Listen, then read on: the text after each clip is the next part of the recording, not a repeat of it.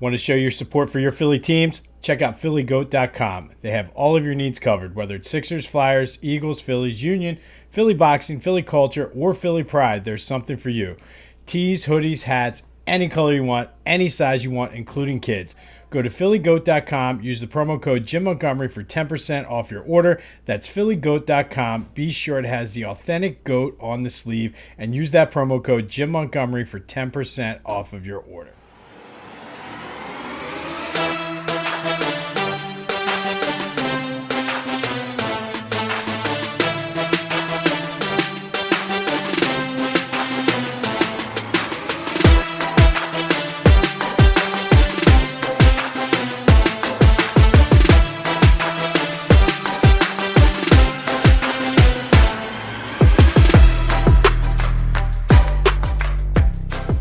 What's up, everyone? Welcome to Back to the Future, the podcast that takes a trip down Philly sports memory lane. I'm your host, Jim Montgomery. And before we get into today's episode, you just heard about Philly Goat, but I got to show this off. This is the Fly t-shirt, one of the many that they have on there. And again, I'm a man of my word. I wear their stuff. This is one of many shirts I have from there, but just got it in time for the Eagles. Can't wait to wear it on Sunday. Check them out. Use that promo code. It's still early enough and back to school. Do some early Christmas shopping. Whatever you got to do, use that promo code Jim Montgomery. You can own your own Fly shirt. Help them out. Help me out. Help yourself out. Jim Montgomery for 10% off of your order. Like I said, just in time for the opening of Eagle season, and just in time for our 2023 football episode. We're going to do things a little slightly different. We have Eagles coming up. We'll obviously do our preview. College football started. And there's a couple things that have been on my mind as far as not necessarily a rant per se, but just things that I haven't had a chance to get off my chest. So I'm going to do that today. All football related. Welcome to our 52nd episode, which is our 2023 football special. 52 episodes. That's enough to do one a week for a full year. Thank you for being here. If you haven't done so already, go back, check out some of the archives, like and subscribe. I have some good things on the horizon, working on some prototypes and testing things out. So the best way to stay in the loop is like and subscribe. If you're here because you heard about us on This Day in Philly Sports History, welcome. You kind of know what's been going on there, but be sure and like and subscribe. If you don't know This Day in Philly Sports History, we do... It is exactly what it says. This day in Philly sports history, go through what happened historically, kind of give the state of the teams, address a daily update on what's going on with the Phils, Sixers. We've been following the James Harden fiasco, which I called it earlier this week, and be sure to tune in tomorrow. There is a Harden bomb that they knew it was coming. It was just too quiet for something not to come out. For September, we've been doing who wore it best, going through the numbers. So far, the winners this month, Randall, Bernie Perrant, Steve Carlton, Brandon Graham, and Pete Rose. Today, it was number 45, Zach Wheeler, Tug McGraw, and Terry Mulholland. So it's just fun things like that. So be sure to check that out, like and subscribe wherever you get your podcast. One last quick plug. It is football season. A couple friends of mine have started a podcast, the Clashing Conferences podcast. And what it does is it brings the everyday passion of real fans and their not-so-friendly friends for the purpose of real-life football entertainment. It's available wherever you get your podcasts as well as on YouTube. The first episode, they did the pilot, but the one for week 1, I should say, of the NFL season should be posting soon. Basically, picture around the horn, and it's all NFC East. So you have a Giants guy, Eagles guy, Commanders, Cowboys, and basically they talk shit. There's definitely a little bit of a game show vibe, which is where they around the horn, so there is points and things like that. But definitely an interesting concept. And put it this way, when I was watching the pilot, I know these guys, and I wanted to reach through and smack some of them because of their takes on their respective teams. So definitely an entertaining look, worth checking out. The link is in the description to the YouTube channel. But go, give them a like and subscribe. I think once the season gets started and the shit talking really amps up, it's going to be a very entertaining podcast. So check that out. It's called the Clashing Conferences Podcast, and that's available wherever you get your podcasts as well as on YouTube. All right. It's Eagles game week. They kick off Sunday against the Patriots. Temple football kicked off last weekend. Really, we're just going to do all football today and just kind of get some things off my chest, as I said. I guess first, we talked about college football, and I did an episode last year about why college football is not bigger in Philly, so be sure to check that out. And a lot has changed and gone down within that year, and I think that's where I'm going to start off, like the first rant or first thing I need to get off my chest, because obviously, as you can see from the background, if you're watching on YouTube, if you know me, I am a huge, obviously for college football, I love Michigan too, but I'm a huge Temple Owl guy, always have been. Part of the reason I like Michigan is because Temple football was so bad for so long, and it was either I didn't want to watch Notre Dame and I didn't want to root for Penn State, so that's how I became Michigan. But it's I don't even know where to start with this because so much has gone down since last year. Part of the issue is and I shouldn't even say issue. Maybe that's not the right word. Is the whole NIL deal, and it's not. In theory and in concept, it is the right thing to do. I mean, I remember as a kid playing NCAA basketball or NCAA football on Sega Genesis or Super Nintendo, whichever game we happened to be playing at. And you knew exactly who those guys were. In fact, it was Ed O'Bannon from UCLA who his lawsuit is what started all these wheels in motion, but UCLA was good on, I forget whatever year that was. It might have been like 95 maybe or 96. Anyway, that's irrelevant. But like you knew that those were the guys playing with Temple. You knew it was Johnny Miller because he was hitting free throws or 3-pointers from half court. So like you knew what was going on. Even when I was in school, guys would wear number 4 Temple basketball jerseys to basketball games. Pepe Sanchez. Pepe wasn't making any money off of that, just like Ed O'Bannon wasn't making money. So I get it. But I think what it has done now is led us down this road where I feel as though college football is never coming back. They kind of opened Pandora's box, and there's no you guys know the story. I mean, sometimes you say you can't put the toothpaste back in the tube. We're down here now, and I mean, just some of the things that are just irritating is just all of the realignment. The Big 12 has 14 teams this year. Next year, it'll be 16. The Big 10 has 14, and then it's going to be 18. And, I mean, good for those players. And I'm not saying that get yours. Everybody get what they're entitled to. This is not an indictment on the players. But call it what it is. It's not college football anymore. It's not necessary. College basketball, there's still some level of the sanctity of the sport to a certain extent. And it's just, I feel like it's just a matter of time. But for football, I mean, it's just a very lucrative minor league system. You have your power, I don't even know what it is anymore. It used to be Power 5, and now it's like Power 3.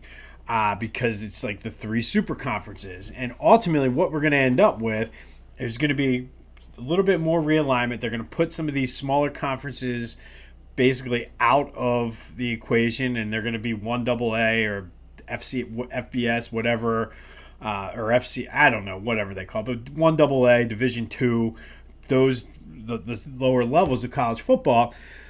And then they're going to realign, and there's going to be 4 16-team super conferences, and basically it's going to be a minor league system. It's not college football the way we know it, not the way we grew up. The fact that you got some of the conferences now are saying, well, we got to renegotiate this, namely the SEC, which because now the Pac-12 is basically non-existent, they're saying we need to renegotiate this while the Pac-12 is trying to scramble to figure out who to fill. Like, it's a mess. And again, you can't go back now. I just don't know if they did it the right way. I feel as though they let everybody in, and now they're trying to police it after it's too late. And again, it's college football the way it was is dead. I mean, there's no other way to put it.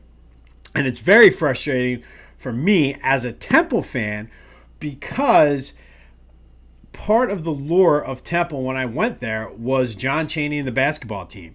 And the fact of the matter is, yes, part of it was education because I was a communications major and they had one of the best communications schools on the East Coast. Plus, it was local, so it was cheaper that way. So, yes, academic. But part of my lure of going there was that basketball team, being able to be a part of going to games and making those tournament runs. And, I mean, basically after I left, I mean, save a couple runs where Fran Dunphy just didn't get the job done. I mean, that was the end of the basketball team. And ultimately what the school did was put all their money into football. They put their eggs into the Big East, and the Big East was like, nah, F you, we're out of here, and started the basketball schools. So that's kind of, and that is when Temple football was at its best in 2015, like the whole Matt Rule era, like after Ray Golden and before where we are now. That's when they were at their best, when they were top 25, when they were playing game day was down at Independence Hall, when they were the 8 o'clock national TV game on Halloween on a Saturday night at Lincoln Financial Field with it sold out. And because they didn't calculate what the Big East basketball schools were going to do, here we are. And ultimately, I don't see a way that Temple can sneak into the ACC or whatever the next move might be, because I don't see the alumni and I don't think there's enough of a football donor base to carry this. They're going to have to do something similar to what SMU is doing, which is basically like, yeah, we'll come in, we'll be the doormat of the league. I forget what Big 12 or I forget what. It's so confusing now. I think SMU is going to the ACC. Either way, but they're basically coming in and saying we're not even going to be a part of this TV revenue deal for 7 years. So they're not getting, all those other schools are getting their share of whatever the ACC television deal is, but not SMU. Temple's going to have to do something like that. They're already struggling. Part of the reason Aaron McKee left was due to not having NIL money. So you mean to tell me you're going to have to be traveling to whatever conference they end up in? They're going to have to travel and pay NIL deals, and they're not getting any of the TV money? I doubt. I highly doubt, because, I mean, honestly, I'm not in a financial situation to even be a football donor or a boost or whatever you call it, even like a $50, $100, or maybe I am for $50 or $100. But that $50 or $100 isn't going to do shit in the big picture. So I just don't see the. So we'll see. I mean, I think ultimately with everything going, I said it a few times already, it's the end of college football as we know it, and I think it spells doom for not only Temple football, but the entire athletic program. The fact that one of their non-conference basketball games this year is against Bloomsburg, who won one. Not only is it Bloomsburg, but they've won one game. So that's one thing that's been on my mind that I haven't been able to get off, and I don't see what the end goal is going to be, other than it being like a semi-pro or minor league super conference, and then you're going to have everybody else. But then where does that leave a team like Temple, who basically put its eggs in that basket, and now they drop the basket and all the eggs are broken? All right. Enough about college. But if you want more about the state of college football in Philadelphia prior to all of these realignments, go check out last year's episode. Next, getting into some fantasy / sports betting things. And I don't know. And maybe it's just me. Let me know. Leave me a comment. Get in touch with me somehow. But I feel as though fantasy football used to be a lot bigger, a lot more important than what it is now. And again, maybe that's just me. I'm still in 4 leagues. I have my 2 big money leagues, which are like $200 plus. Maybe I can give that $200 or $400 to the Temple football team to help pay for some NIL deals. I'm in a small little family league for $50, and I'm in a free one where we golf, and whoever comes in last place has to wear a dress. Yes, that was me. Maybe I'll post the pictures on my social media, but I just feel like it used to be bigger. And I'm just not into it. Like going into the draft season, like draft prep, it was worth it to me. Like I didn't really look at stuff beforehand. Like I paid, it's like a $60, $59.99 subscription to Fantasy Pros. It's something I've done for a couple of years. And I'm like, I just followed their suggestions. I'm just not into it. I'm doing it more for, I don't even know why I'm doing it, to be completely honest with you. I don't know, and I don't know why it's like that. It used to be like, oh, yeah, you got to go in. I remember going down to, like, Monday night games for the Eagles, and, like, they're playing Minnesota, and I had Dante Culpepper as my quarterback, but I needed the Eagles to win the game, but Culpepper to score 20 points and secretly, like, being pissed off, but, like, cheering if Culpepper ran in a touchdown. That's an actual example, too, by the way. But now I just don't, I'm just not as into it anymore. And I mean, the trash talk that we have like in the leagues is not the same as it used to be. Obviously the golf one, and that's probably one of my favorite leagues to play in because it's free. But like there's so much trash talk that goes into leading up to who wears the dress and then playing around the golf with the guy that's wearing the dress. And I don't know. And I think it's because of the legalization of sports betting. And I found myself being way more into actually placing legitimate real money bets excuse me, than paying or playing fantasy football. I still paid attention, still made sure my lineups were in, and did the waivers and things like that. But it's just, I don't know. I think in being that it's legal to bet on sports, it's kind of like a different animal. And I bet every day, and like I don't necessarily bet a ton of money. Like I have a bankroll, and I bet usually unit size is 2% of that, and usually I bet half units on games. Football season, I'll bet full units, and ultimately it comes down to like I've started off with $1, hooked up with some free promos and everything like that, and like I've grown my bankroll, but like my unit size is like $4, so I'm not necessarily doing it to get rich, but there's something about like that high versus the fantasy football one anymore. And again, let me know, is it just me or what? But like I found myself this year putting more effort into like I'm part of a betting pool where basically you pay into it and you get 20,000 fake dollars. And basically you have minimum amounts you have to bet each week. You have a maximum amount you can bet. And ultimately, it's just against the spread. You can do parlays, teasers, whatever you want. Ultimately, that's how, and then you get to the playoffs and things like that. That to me, I actually worry more and am very more careful about the bets I put into that pool because I'm so invested and I want to be a part of it. And it's only like $100, I think, buy-in.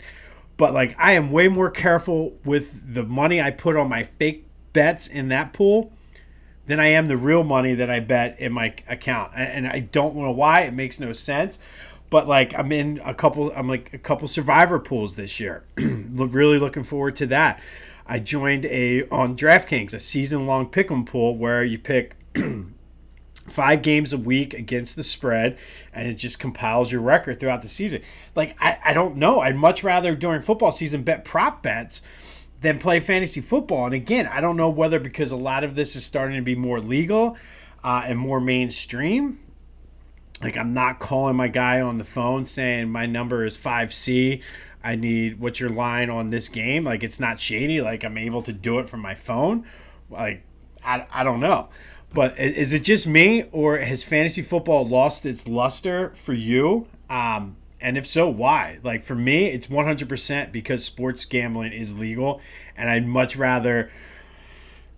which obviously does not make any sense because of the investment I'm putting in for the fantasy football league. I'd much rather follow that $4 bet on the Eagles to cover the spread against the Giants than I would my fantasy team playing against my cousin or my brother or my uncle or this guy or one of my friends. I don't know. Is it just me? Am I crazy? Or is this something you're experiencing too? And I could be crazy. Don't get me wrong, but also too, I'm open for some tips for Survivor this week. I have a couple teams in mind, but I don't know if I want to burn them. So leave me a bunch of comments. Who's your Survivor pick for week 1? I'm leaning toward. Actually, I'm not going to tell you because some of you are in some of the same Survivor pools I'm in, but let me know who you think. But I'm leaning toward a team that has a bird nickname that plays less than 2 hours from Philly, south, in a city that begins with the letter B. But let me know what you think. Are the Ravens going to win this week, and are they going to cover, more importantly?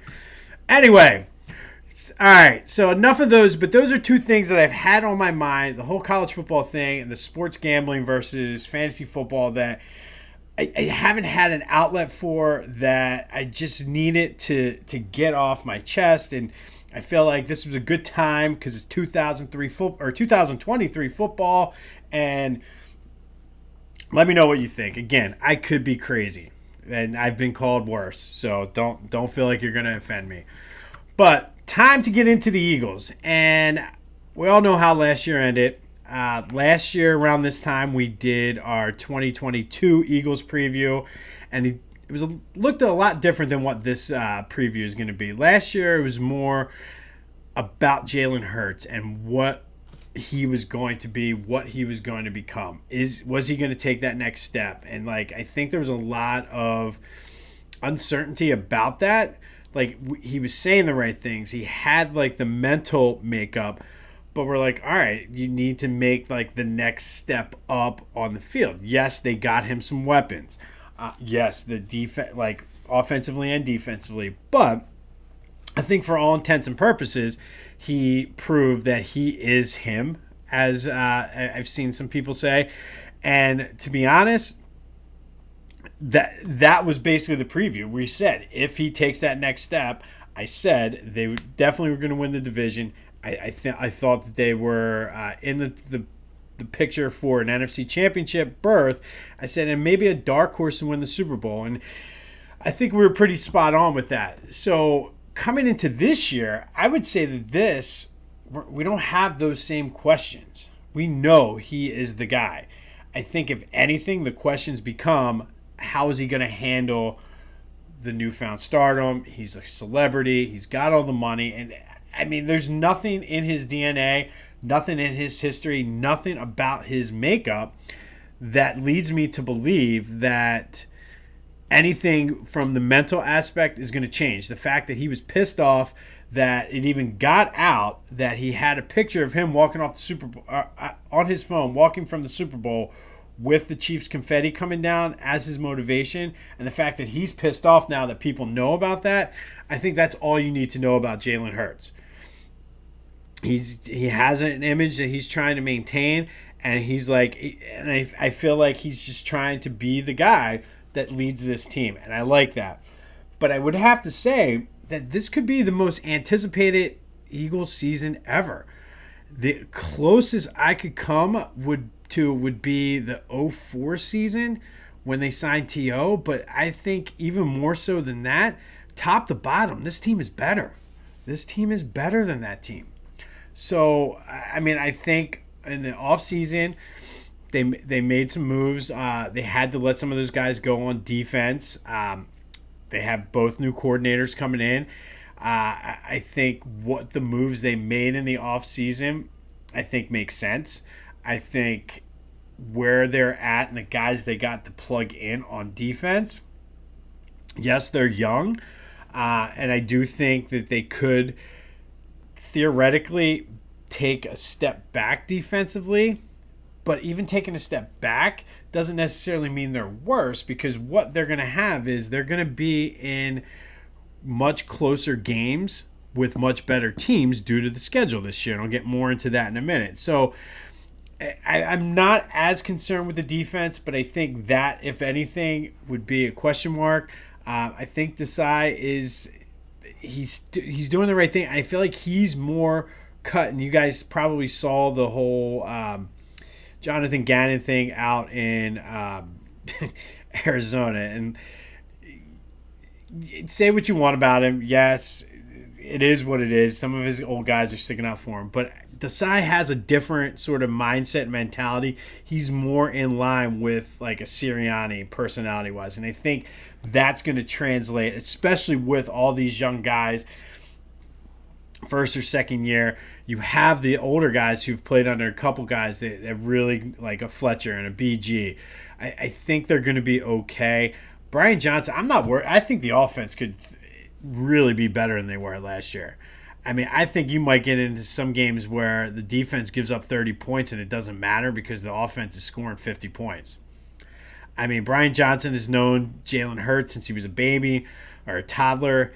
And, I mean, a lot of people are saying Johnson's the reason why Hurts is where he is. So I think they're going to be fine coordinator-wise.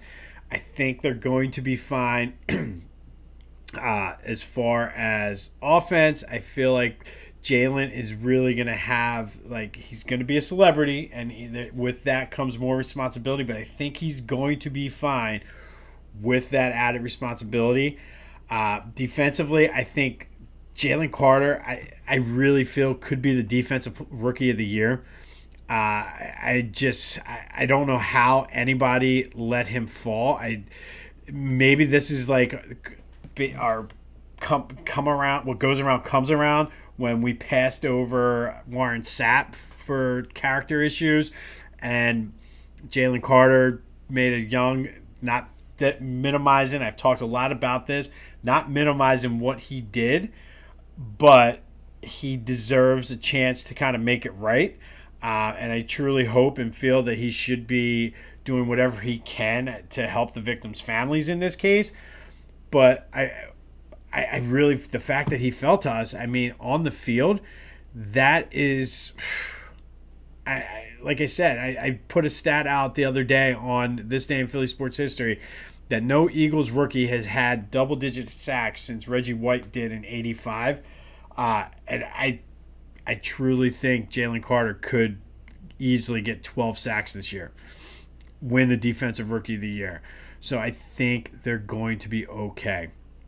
Now, some of the other intangible stuff that people have been talking about. And again, I'm not going into a lot of detail on this because if you do listen to This Day in Philly Sports History, I went through the entire month of August picking and choosing all the little details. So be sure to go and check that out if you haven't.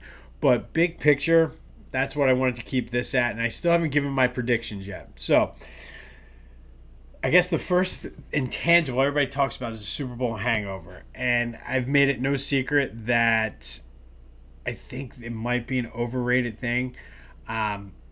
Yes, it's hard to get back. Yes, it's hard to repeat. But 70% of the teams, I think it is, that lose the Super Bowl go back to the playoffs the next year. So it's not like they're not going to be in it. And it's not like the NFC is, I mean, it's not world beater teams out there. So I think they're going to be all right with that. And if there is one person that I'm putting my money on to stay focused, I think it's Jalen Hurts. And if there's another person, I think it's very underrated with him, and that's Nick Sirianni. I mean, everybody laughed at him, including me, when he did the whole flower thing with the roots. We're growing a root system here. But what has he done since that statement? The Eagles have been one hell of a team since he made that. And he's made the comments that, like, hey, we have our goals. And we want to go back to the Super Bowl. We want to win it. But in order to win our second game, we got to win our first. And those are kind of things. And it's small little things like that. But I truly believe from top to bottom, this team buys into that. And the fact that your quarterback, your leader, your how many ever $1 million man follows kind of the same sort of mindset, I think that's overlooked. So, yes, the Super Bowl hangover is a thing. I don't think it affects this team the way people do. Are they going to go 14-3? Probably not. But that doesn't mean they can't have a successful season. It doesn't mean they can't go back and win the Super Bowl. Because at the end of the day, they are the most talented team, top to bottom, in the NFC. Yes, in the entire NFC. Maybe outside of Kansas City, they're the best team.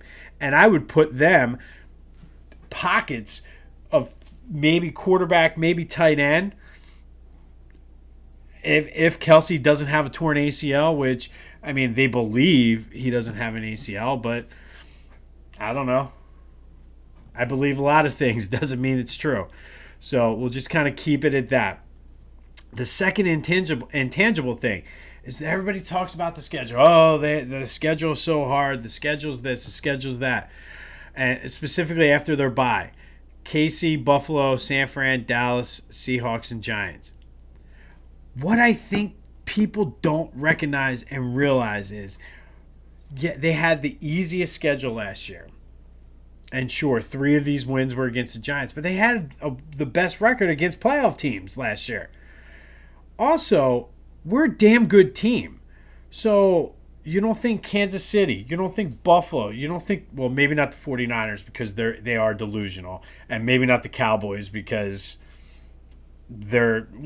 Cowboy fans in Pennsylvania, specifically Philadelphia area, are delusional. Real Dallas fans, I will not put them in there because real Cowboys fans from Dallas are pretty reasonable people. But you don't think the Seahawks are Giants. As much as I hate the Giants, Giants fans are smart. They know. Save maybe the one guy on the Clashing Conferences podcast, but you'll see that for yourself once you watch. But you don't think those teams are saying, oh shit, we got to play the Eagles? Yeah, they are. We're a damn good team. And yes, that is a tough schedule. But, I mean, nobody says that about Kansas City. Nobody says it about Buffalo. Nobody's saying San Francisco's schedule is going to be harder this year. So why does it matter for us? And we have the most talent of almost any of those teams. So why is that an issue for us? Yeah, it's a tough stretch. Okay.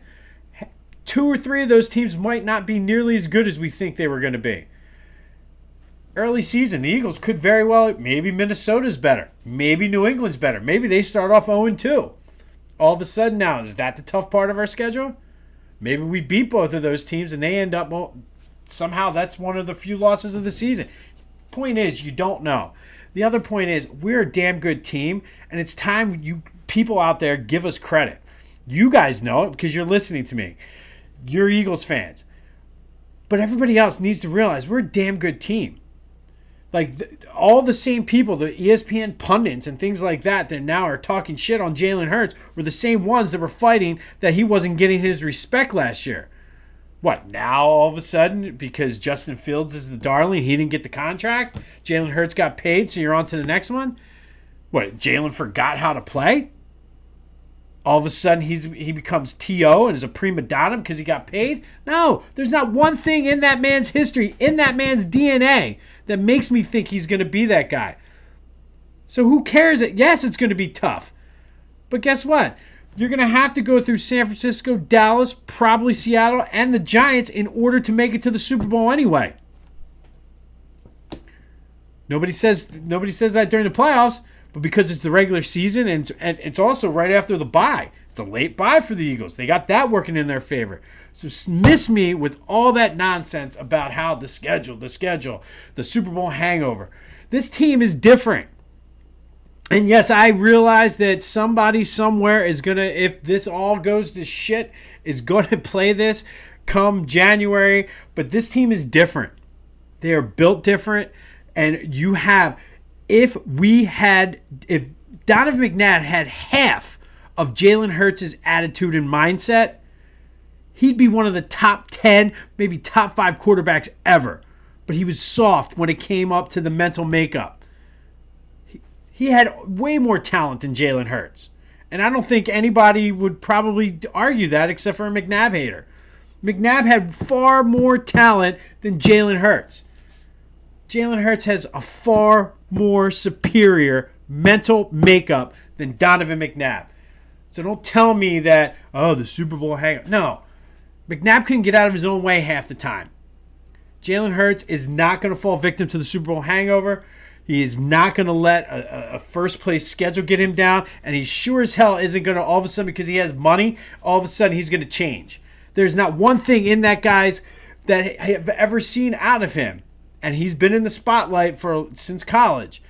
That makes me think that that's the way this man is going to react. So again, miss me with all of the bullshit intangibles. They are the most talented team, top to bottom, hands down, in the NFC. So what does that mean? Well, the schedule is tougher. So let me start off by saying that. I'm not contradicting myself. It is tougher. No matter what, it's going to be tougher. Are they going 14-3? No. Obviously, all of this is dependent upon Jalen Hurts staying healthy. And I still think had they needed him, he would have played a lot sooner after the shoulder injury than the Giants game. And you saw what he did in the Super Bowl. So, barring something crazy with his legs or a concussion or knee or an ankle or something like that, and even an ankle, depending on what it is, like, barring a devastating injury, because we're screwed because Marcus Mariota flat out sucks. Sorry, he sucks. So this is all prefaced on Jalen Hurts staying healthy and no major multiple long-term injuries. And again, I think you could say that about any team. They don't go 14-3. Do they win? They should be the top seed in the NFC. I mean, but there's no reason for me to think they don't win the NFC East. And again, no repeat winners since 2004. Well, guess what? The trends are your friends until they're not. Somebody's got to be a repeat champion at some point. Why not this year? You can't tell me, like, I'm telling you, Dallas is a dumpster fire waiting to explode. Like, I already see the smoke. Once they sign Trey Lance, forget about it. They just pretty much their season is done. The Giants, I just don't think are good enough. The Commanders just aren't there yet. Brock Purdy is not as good as everybody says he is. Detroit, too many people are on them. I think they're going to be better. They'll probably make the playoffs. I don't see them being a team to knock off the Eagles. The Seahawks, I am not sold on Geno Smith. I think it was a fluke year. I think you're going to see him come back down to earth. The Bears, I'm trying to not let my Justin Fields bias come through here. I don't know. I don't know. Maybe Green Bay, maybe. Who knows? I don't know. The Saints, maybe with Carr. But like I said, I don't see how they don't win the division. I don't see how they don't win a good majority of their NFC games. I have them. Vegas has the number. I saw it the other day, and I bet it on DraftKings, 11.5. Take the over. They're going 12-5, winning the NFC East. Are they getting back to the Super Bowl? I don't know. I'm not saying they are. I'm not saying they're not. Do they have the potential to get there? You bet your sweet ass they do. If they go back, are they going to win it again? You bet your sweet ass they are. The key is getting there. Because there's no way that Jalen Hurts is going to allow them to lose that game again. 12-5, NFC East Championship. You heard it here first. That's as far as I'm willing to go. They are a legitimate Super Bowl contender. Super Bowl hangover be damned. Tough schedule be damned. Contract be damned. Cowboys be damned. I'm telling you, the Cowboys, watch. They are dumpster fire just waiting to explode. They're waiting for somebody to flick their cigarette in that dumpster, and it's just going to blow up like a mushroom cloud.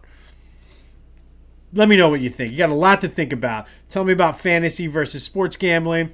Tell me about the future of college football. Is it dead? Am I wrong? Should I just shut up and not worry about Temple football anymore? Eagles 12-5 NFC East Championship. What do you think? Am I missing somebody? Am I missing something? Let me know. Be sure to like and follow social media, YouTube, TikTok, Twitter, Jimbo_Mont. Instagram, Philly Jimbo. Be sure to like and subscribe to both this and This Day in Philly Sports History. Check out my buddies over the Clashing Conferences podcast, especially if you're fired up right now. That's going to get you even more fired up. Go have yourselves a week. Go Birds. And until next time, I'll see you.